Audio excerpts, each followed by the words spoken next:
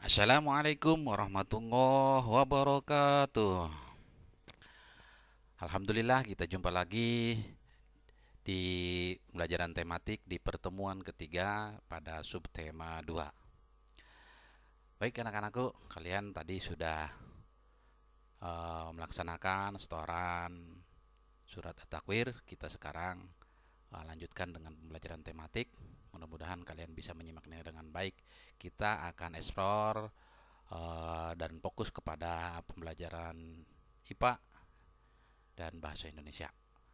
Baik, perhatikan atau simak baik-baik materi kali ini.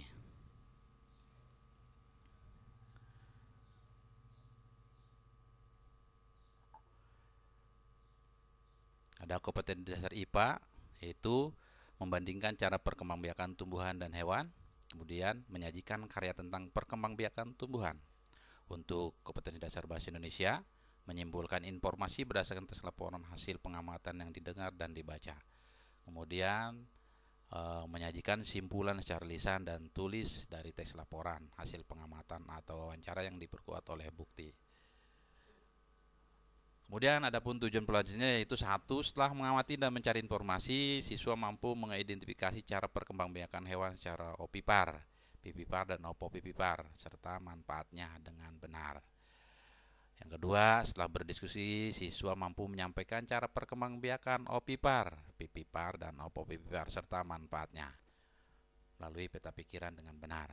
Kemudian yang ketiga, setelah mendengarkan teks tentang hewan, siswa mampu menemukan ide pokok dan menyajikan dalam bentuk diagram.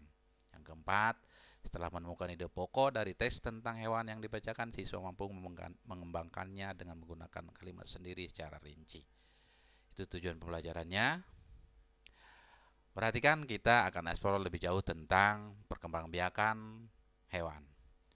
Di sini ada pengertian opipar. Opipar adalah salah satu cara berkembang biak atau cara berkembang biak hewan dengan cara bertelur, yang pada umumnya mempunyai ciri-ciri telurnya dirami sampai menetas. Menurut Kamus Besar Bahasa Indonesia (KBBI), opipar adalah jenis reproduksi yang mengakibatkan telur yang dikeluarkan berkembang dan menetas di luar badan induknya. Kemudian ada ciri-ciri hewan opipar bertelur, yaitu tidak mempunyai daun telinga. Ya, jadi ciri-cirinya satu, tidak mempunyai daun telinga, kemudian tidak mempunyai kelenjar susu dan tidak menyusui anaknya. Itu ciri-ciri hewan opipar. Kita lanjut kepada contoh. Contoh hewan yang berkembang biak dengan cara bertelur atau opipar, yaitu semua bangsa burung atau unggas, sebagian bangsa reptil, sebagian bangsa serangga, sebagian bangsa ikan, dan sebagian bangsa hewan amfibi. Ya, seperti ayam, angsa, bebek, burung, katak, jangkrik, kupu-kupu, nyamuk, kecoak, semut, capung, belalang. Itu adalah contoh-contoh hewan dengan cara berkembang biak dengan cara opipar atau bertelur. Oke, lanjut. Sekarang ke pipipar. Pipipar adalah salah satu cara perkembangbiakan hewan dengan cara beranak atau melahirkan. Cara perkembangbiakan ini pada umumnya terjadi pada hewan mamalia atau menyusui. Adapun ciri-ciri hewan pipipar atau melahirkan memiliki puting susu, kemudian memiliki daun telinga. Penutup tubuh hewan pipipar adalah rambut. Jadi memiliki puting susu, memiliki daun telinga, mempunyai rambut. Ya, penutup tubuh hewan pipipar adalah rambut. Adapun hewan pipipar biasanya adalah kelompok dari hewan mamalia. Contohnya yaitu banyak sekali contohnya ya. Ada kuda, sapi, kerbau, kera, gajah, kelelawar, jerapah, anjing, kucing, kambing, harimau, dan masih banyak lagi yang lainnya. Termasuk singa juga. Oke, baik. Sekarang kita kepada pengertian opopipipar. Opopipipar adalah salah satu cara berkembang biak hewan, yaitu dengan cara bertelur dan beranak. Embrionya berkembang di dalam telur, dan telur tetap berada di dalam tubuh induknya sampai telur menetas. Setelah telur menetas, individu baru tersebut keluar dari tubuh induknya. Itu adalah pengertian opopipipar. Kemudian ciri-ciri hewan opopipipar. Ciri khas binatang opopipipar yaitu pada embrionya yang berkembang biak dan tumbuh di dalam telur. Kemudian setelah cukup umur, telur tersebut akan menetas anak hewan keluar dari tubuh induknya. Cadangan makanan yang diperoleh embrio berasal dari dalam telur tersebut, jadi bukan dari tubuh induknya. Adapun contoh hewan opopipar yaitu diantaranya ada ular, kadal, ikan hiu, juga ikan pari. Itulah contoh hewan opopipipar. Tadi kita sudah menjelaskan tentang pengertian, contoh, dan cara perkembangbiakan hewan, beberapa hewan. Sekarang kita kepada bahasa Indonesia. Di sini ada simpulan. Simpulan adalah pendapat akhir dari uraian berupa informasi, fakta, pendapat, alasan pendukung mengenai tanggapan terhadap suatu objek. Ya, untuk mendapatkan simpulan ada beberapa langkah yang harus kalian pahami atau kalian laksanakan. Yang pertama yaitu membaca ya.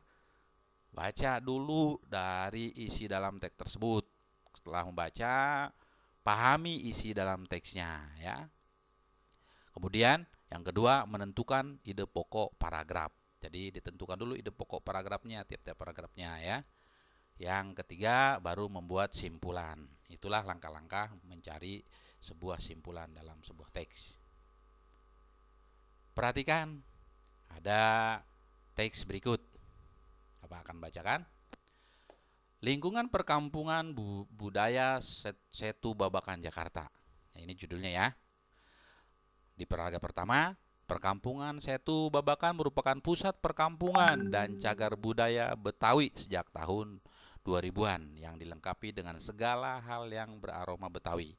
Daerah ini diapit oleh dua buah danau buatan, yaitu Setu Babakan dan Setu Mangga Balong.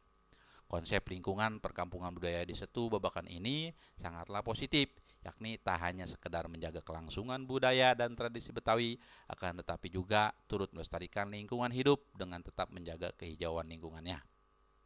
Paragraf kedua, memasuki perkampungan budaya ini kita akan disambut dengan gapura besar bertuliskan pintu masuk Satu Bang Pitung. Hamparan rumah berarsitektur khas Betawi hingga panggung untuk pagelaran kesenian khas setempat menghiasi isi kampung Betawi. Tak hanya pagelaran seni, ada juga perayaan tradisi seperti upacara pernikahan, sunatan, akikah, khatam Quran, 7 bulan, dan banyak lagi. Kita juga bisa berkeliling kampung dengan wisata air. Di sana kita bisa memancing atau menyisir danau dengan menggunakan sepeda air. Selain itu, tak ketinggalan pula banyak aneka makanan khas Betawi seperti soto Betawi, soto mie, roti buaya, kerak telur, serabi, gado-gado, karedok, rujak bebek ya, rujak cuhi, manisan, kolang-kaling, sayur gabus pucung, opor, dan semur jengkol. Itu paragraf kedua. Kemudian paragraf ketiga, lingkungan perkampungan Setu Babakan cukup asri, bahkan sangat berbeda dengan lingkungan Jakarta yang umumnya padat, macet, kumuh, dan kotor. Selain kita dapat menikmati wisata alam, kita juga belajar tentang budaya Betawi. Begitulah keadaan lingkungan perkampungan Setu Babakan yang telah saya amati. Itulah teks ya, sebuah teks yang ada. Nanti kita akan cari paragrafnya, tiap-tiap paragrafnya itu ya. Ide pokoknya baru kita akan mengetahui simpulannya.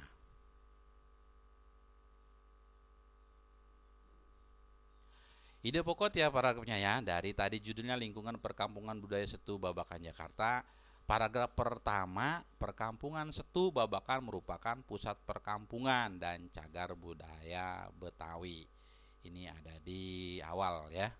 Kemudian yang kedua, memasuki perkampungan budaya ini kita akan disambut dengan gapura besar bertuliskan pintu masuk Satu Bang Pitung. Ini ide pokoknya. Kemudian yang ketiga, lingkungan perkampungan Setu Babakan cukup asri, bahkan sangat berbeda dengan lingkungan Jakarta. Itulah ide pokok tiap-tiap paragraf pada teks tadi ya. Nah, berdasarkan tiap-tiap paragraf atau tiap-tiap ide pokok pada paragraf tersebut.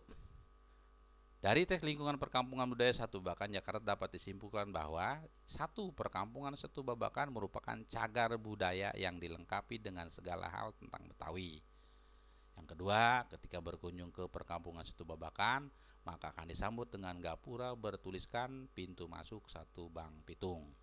Yang ketiga, lingkungan perkampungan Satu Babakan cukup asri, bahkan sangat berbeda dengan lingkungan Jakarta yang padat.